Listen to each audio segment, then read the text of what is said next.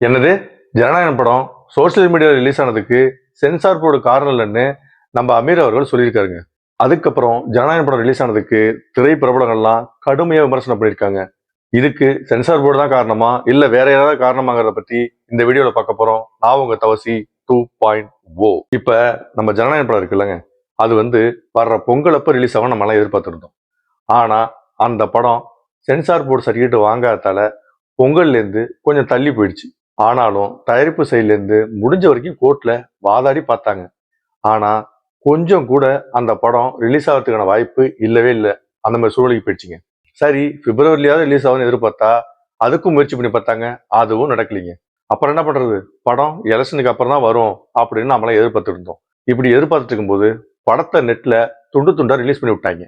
கிட்டத்தட்ட 380 கோடி ரூபாய் செலவு பண்ணி படத்தை எடுத்தா இந்த மாதிரி நெட்ல விட்டாங்களேன்னு தயாரிப்பாளர் பெரும் அதிர்ச்சி அடைஞ்சாருங்க. ஆனா ஜனநாயகம் படத்தை ஃபர்ஸ்ட் துண்டு துண்டா வெளியிட்டாங்க. நெக்ஸ்ட் ஒரு முழு படமுமே லிங்க்ல போட்டாங்க.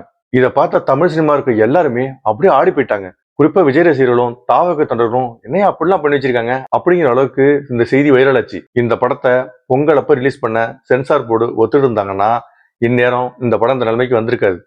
சென்சார் போர்டு சொன்ன மாதிரி தேவையில்லாத சீன்களை நீக்கி இந்த படத்தை சப்மிட் பண்ணியிருந்தாங்கன்னா இந்த படம் பொங்கலை போய் ரிலீஸ் ஆயிருக்கும். அதை விட்டுட்டு இப்படி அப்படி கோர்ட்டு அது இதுன்னு அலைஞ்சதாலதான் இந்த படம் இன்னைக்கு நெட்ல ரிலீஸ் ஆகிற அளவுக்கு வந்துருச்சுங்க. இதை பத்தி டைரக்டர் அமீர் கிட்ட பத்திரிகையாளர் கேள்வி கேட்டதுக்கு லீக்கான வீடியோல சென்சார் காப்பின்னு வாட்டர் மார்க் இருந்தாதான் அவங்க ரிலீஸ் பண்ணதா அர்த்தம். ஆனா எடிட்டர் ரெஃப்னு இருக்கு. என்னை பொறுத்தளவுக்கு படம் ரிலீஸ் ஆனதுக்கு காரணம் எடிட்டர் தான் அப்படின்னு அமீர் அவர்கள் சொல்லியிருக்காருங்க. படம் நெட்ல ரிலீஸ் ஆனதால திரைப்பிரபலங்கள்ல ஆளா குரல் கொடுத்தது நம்ம சிவகார்த்திகேயன் இருந்தாங்க. அவர் என்ன சொல்லியிருக்காருன்னா, ஏங்க, நூத்துக்கணக்கான பேரு ரத்தமும் சதையுமா உழைச்சி இந்த படத்தை உருவாக்கியிருக்காங்க. அவங்க உழைப்புக்கு கொஞ்சமாவது மரியாதை கொடுங்க. யாரும் நெட்ல இந்த படத்தை டவுன்லோட் பண்ணி பார்க்காதீங்க. இதை செஞ்சவங்களுக்கு கடுமையான தண்டனை கிடைக்கணும்னு நம்ம சிவகார்த்திகேயன் அவர்கள் முதல் குரலை எழுப்பினாருங்க. அதுக்கப்புறம் நம்ம விஷால் அவர்கள் என்ன சொன்னார்னா, ஜனநாயக படத்துக்கு இந்த மாதிரி நடந்தது மன வருத்தத்தை அளிக்குது. நான் கிட்டத்தட்ட 20 வருஷமா விஜய் சாருக்கு ஃபேனா இருக்கேன். விஜய் சாரோட படம் தியேட்டர்ல வந்துச்சுன்னா நான் தான் முதல்ல விசில் அடிப்பேன். அது மட்டும் இல்லாம இந்த படம் ஓடிடியில் ரிலீஸ் ஆயிருந்தா 4 சவத்துக்குள்ளேயே முடங்கி போயிருக்கும். ஆனா இப்போ உள்ள சூழ்நிலைக்கு அதுதான் பெஸ்ட்னு தோணுது. இதை ஒரு ரசிகனா தான் நான் சொல்றேன். என்னை பொறுத்தளவுக்கு இந்த படம் தியேட்டர்ல ரிலீஸ் ஆகி மாபெரும் வசூலை குவிக்கணும்னு சொல்லியிருக்காருங்க. நெக்ஸ்ட் நம்ம கமல்ஹாசன் என்ன சொல்லியிருக்காருன்னா, இதுக்கு முழுக்க முழுக்க சென்சார் போர்டு தான் காரணம். ஏன் அப்படி சொல்றேன்னா, அவங்க கரெக்டான நேரத்துல படத்தை ரிலீஸ் பண்ண விட்டுருந்தாங்கன்னா இன்னைக்கு இந்த நிலைமை ஆயிருக்காது. இது கலைஞர் மீதும் கலை மீதும் தொடுக்கப்படும் போர் அப்படின்னு சொல்லியிருக்காருங்க. சென்சார் சர்டிபிகேட் கொடுக்க நேரமானதால தான் இந்த கேப்ல இந்த படம் ரிலீஸ் ஆயிருக்கு.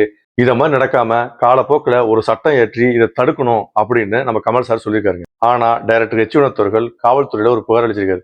அவர் என்ன சொல்லியிருக்காருன்னா, இந்த படத்துக்கு 350 கோடி ரூபாய்க்கு மேல செலவு பண்ணி எடுத்திருக்கேன். இது என்னோட வேர்வையும் ரத்தமும் சேர்ந்த உழைப்புல வந்ததுங்க. இந்த படத்தை யாராவது நெட்லயோ அல்லது லிங்க் டவுன்லோட் பண்ணியோ பார்த்தீங்கன்னா எங்க மொத்த உழைப்பு வீணா போயிடும். ஸோ ரசிகர்களாக நீங்களும் பொதுமக்களும் இந்த படத்தை நெட்ல டவுன்லோட் பண்ணாம தியேட்டர்ல ரிலீஸ் ஆகிற வரைக்கும் பொறுத்திருந்து பாருங்கன்னு ரொம்ப தாழ்மையா கேட்டிருக்காங்க. அது மட்டும் இல்லாம இந்த படம் லிங்க்ல வெளியானதுக்கு யார் காரணமோ அவங்களுக்கு நான் கடுமையான தண்டனையை வாங்கி கொடுப்பேன்னு வினோத் அவர்கள் சொல்லியிருக்காரு. ஸோ ஜனநாயக படம் ரிலீஸ் ஆனதுக்கு சென்சார் போர்டு தான் காரணமா இல்ல எடிட்டர் காரணமாங்கிறத கமெண்ட்ல சொல்லுங்க, பார்ப்போம்.